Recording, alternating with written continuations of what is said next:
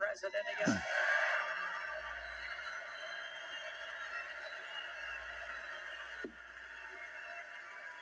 And Mr. President, we don't mind that you give long answers because you actually have something to say, because you actually got something done when you were president.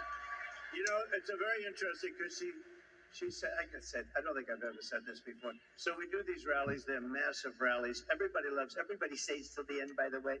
You know, when she said that, well, your rallies, people leave. Honestly, nobody does. And if I saw them leaving, I'd say, and ladies and gentlemen, make America great again, and I'd get the hell out, okay? Because I don't want people leaving. But I do have to say, so I give these long, sometimes very complex sentences and paragraphs, but they all come together. I do it a lot. I do it with Raising Cane, that story. I do it with the story of the catapults on the aircraft carriers. I do it with a lot of different stories. When I mentioned Dr. Hannibal Lecter, I'm using that as an example of people that are coming in from Silence of the Lambs. I use it. They say, it's terrible. So they say, so I'll give this long, complex area. For instance, that I talked about a lot of different territory. The bottom line is, I said the most important thing. We're going to bring more plants into your state and this country to make automobiles. We're going to be bigger than before. But the fake news, there's a lot of them back there. You know, for a town hall, there's a lot of people.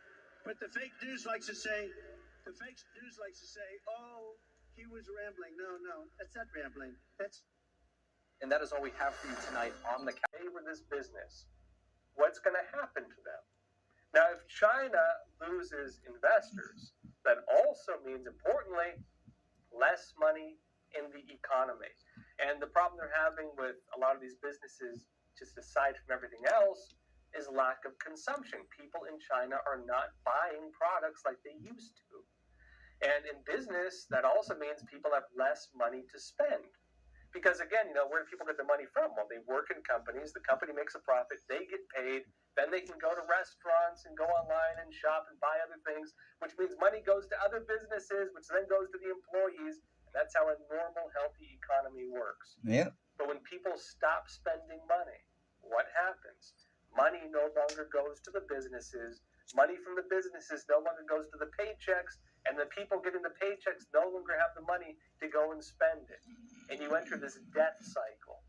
Now, investment sometimes can help you break out of that, but it needs people to spend, and it also needs some kind of hope in the future of the economy and for these business prospects to even want to go there. When that thing starts breaking down, that's when you enter what the CCP is facing right now. All of that, right, all the people not having money to spend, maybe people's feeling that they need to sit on their money and save it because it might not be there tomorrow, well, all of this has an effect. It comes right back and hits the ability of people to spend money on products and businesses. And that cycle just keeps repeating. The result is like a thread being pulled out of a ball of yarn. The economy in China is unraveling through this. Now, CNBC said this. They said European businesses in China have grown so discouraged with the outlook for operating in that country that Beijing, the CCP, must act if the companies are to invest further, according to the EU Chamber of Commerce in China. They said, quote, "We do believe actually that we are in sort of a tipping point situation. If you want to do something, the time is now." That's according to Jens Eskelund, president of the chamber, telling reporters ahead of the paper's release. And that's as well that foreign direct investment into China fell by 29.6% during the January to July period versus a year ago, according to China's Ministry of Commerce. And notes as well that it attributed to the decline of last year's high base. Now, we're also seeing this reflected in warnings on the other end of those businesses. Because look, again, it's not just businesses trying to make money in China. There are warnings also being issued to the investors to even stay away from companies if those companies are too embedded in the Chinese market. Bloomberg said this, quote, "Stay away from China-exposed stocks in Europe," Citi says. It notes as well that luxury goods makers, miners, car makers are seeing sharper cuts to earnings expectations than the broader market. And that won't change soon, the Citi strategist said in the report, which contrasted with last week's Bank of America recommendation. It notes that Citi's basket of European companies with high revenue exposure to China has fallen over 7% this year, a sharp divergence from the 6% gains seen for the Stock 600 benchmark. Now, notably, we also see this sentiment being expressed at government levels. And so, consumer, business, investment, government, right? The United States, we're here, right? Policies against the CCP are becoming mostly bipartisan. What does that mean? Well, normally for countries doing business with the United States, they understand that every 2 years with the midterm elections, every 4 years with the presidential elections, there's a chance that American policy will change. Because, we tend to oscillate between Republican or Democrat administrations, and there tends to be kind of a rotating policy system we have here. Things shift from one way to the other. The difference is when you have Republicans and Democrats aligned on an issue. And when it comes to China, Republicans and Democrats are relatively aligned. You have The Atlantic now, for example, saying that one of the few things that came out of the Trump administration, the whole trade war with China, the tariffs and sanctions that have now remained, that's one of the few things that Republicans and Democrats both seem to agree on. And we're seeing that reflected even now in the future possible administrations. It's unlikely that this U.S. stance on China is going to change, no matter who gets elected. And they're taking notice. And the European Union also, the EU, they just wrote about their stance on business with China. And it shows that the trend for them is, quote, de-risking. Well, everyone, that's all for tonight. Thank you for joining us. And as always, please take care of yourself, stay informed, and stay free. Even European companies are watching their businesses fall like this in China as well. The latest development, notably, it's dashing the beliefs that the market is going to improve. That's having a ripple effect, of course, through investment. But new CCP policies also that favor domestic companies. They're tumbling the economy with real estate and the banking crisis, and also an expanding global trade war. All of this is coming together and really taking the toll in the country. The development can also accelerate the process of companies leaving China because they're facing diminishing profits, which could likewise, again, have kind of a domino effect through investment and then to the economy again overall. Now, for U.S. businesses in China, they're especially being impacted. This is according to a new report released by the American Chamber of Commerce in Shanghai on the business climate in China. They're saying a few factors, including increasing geopolitical pressure, China's economic slowdown, all these things are contributing to a, quote, less optimistic outlook for China. Here's some of the exact numbers about what is happening to these businesses from the American Chamber of Commerce report. It says this: only 66% of U.S. businesses were profitable in 2023, again in China. This is a record low according to the report. It says that 47% of the respondents are optimistic about the 5-year business outlook in China, while 13% of respondents ranked China as their headquarters top investment destination. Both rates are the lowest in our survey's history, ever. It notes that over 2/3 of companies are following a de-risking strategy, with 36% investing in supply chain resilience and 25% segregating China and non-China data and information. What does that mean? It means they're making sure that if the Chinese economy collapses, it doesn't destroy their business. When they say de-risking, it means they're removing the risk of being too closely tied to the Chinese economy so that as things go further down, it will not put them out of business as well. With Farak Sarmad, an influencer in the cryptocurrency world. Secret Service did an excellent job. And they have the man behind bars, and hopefully he's going to be there for a long time. Dangerous person. Trump says he was enjoying the beautiful weather and a peaceful game of golf. All of a sudden we heard shots being fired in the air, and I guess probably 4 or 5. Trump described the moment the would-be assassin was discovered. A Secret Service agent had seen a barrel of a AK-47, which is a very powerful rifle, and he started shooting at the barrel, started shooting in the bushes. The president joked that leaving a good game of golf unfinished is never easy. I would have loved to have sank that last putt, but we decided, let's get out of here. And praised the attentive civilian who got the suspect's license plate number.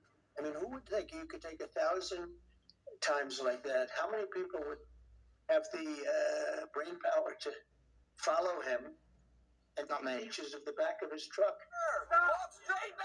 Suspect Ryan Routh was arrested about 40 minutes later, driving north on Interstate 95. Records show a phone associated with Routh was located at the golf course starting nearly 12 hours before the incident. Routh was charged with 2 gun-related crimes on Monday. The suspect was on the public side of a fence along the golf course's boundary. A Florida State Attorney, Dave Arenberg, says other people in the past have taken pictures of Trump while golfing from that same spot, speaking on Fox News. For President while he's golfing, they've gotten through the shrubs and been able to poke a camera through the fencing. You would think that perhaps maybe they would consider someone scoping the perimeter. Acting Secret Service Director Ronald Rowe says President Biden made it clear he wanted the highest levels of protection for former President Trump in the wake of the July assassination attempt.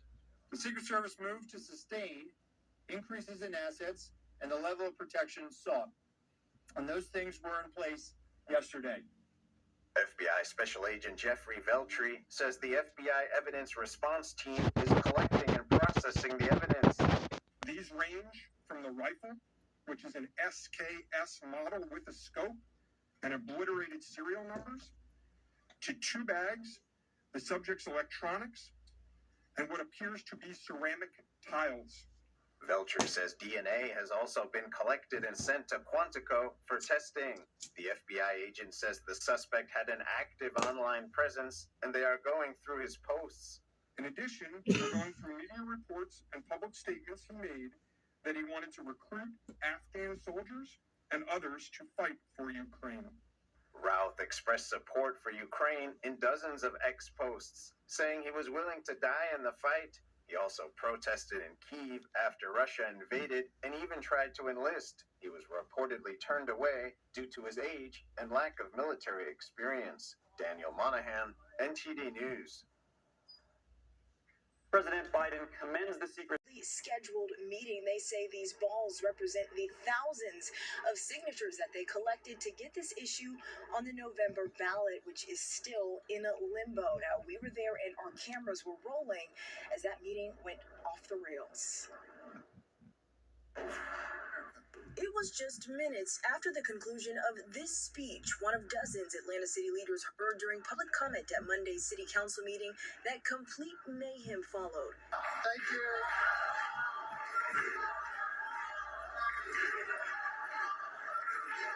Rule by mob. You heard and saw that right. An audience full of demonstrators opposed to the city's planned public safety training facility, referred to as Cop City by opponents, chanting, "You dropped the ball," while hailing ping pong balls at members of city council. This comes more than a year after organizers of the Stop Cop City movement say they collected more than 100,000 signatures from Atlanta residents calling for a vote on the matter and filed a lawsuit to get the issue on the November ballot. The lawsuit that was appealed by the city remains tied up in federal court just weeks ahead of the upcoming election. There is still blood on their hands. Church Akita has been murdered. Our Conrad stores have been kicked in. People have literally put their lives and bodies on the line. Community organizers say the unrelenting message from protesters is this issue should rest in the hands of voters. The group renewed demands for council to call for a referendum. Council members do have that power. A councilman, Michael Bond, says it's unlikely they'll exercise that power, with many in support of the facility that's been praised by Mayor Andre Dickens and criticized by environmental and civil rights groups. From a lot of my colleagues' perspective, and they are militarized, and there's a philosophy of militarization, but that can be addressed via policy, and that's something that's easily done. He tells Fox 5 while he was glad to see people engaged, he maintains the public training facility is a necessity. Our existing facility is 70 years old. It's full of OSHA violations. We have to provide decent facilities for the people that we employ. Both sides doubling down on their beliefs as the future of the project, expected to be complete by December, looms in federal court. I know arrests were made here today, and the meeting did resume, but with the doors locked. Now, we did reach out to the federal court clerk for an update on when there might be a ruling in this case. We're still waiting to hear back, but as of now, this issue will not appear on the November ballot. We're live at City Hall tonight. Joy Dukes, Fox 5 News. All right, Joy, thanks very much. Well, after two hung juries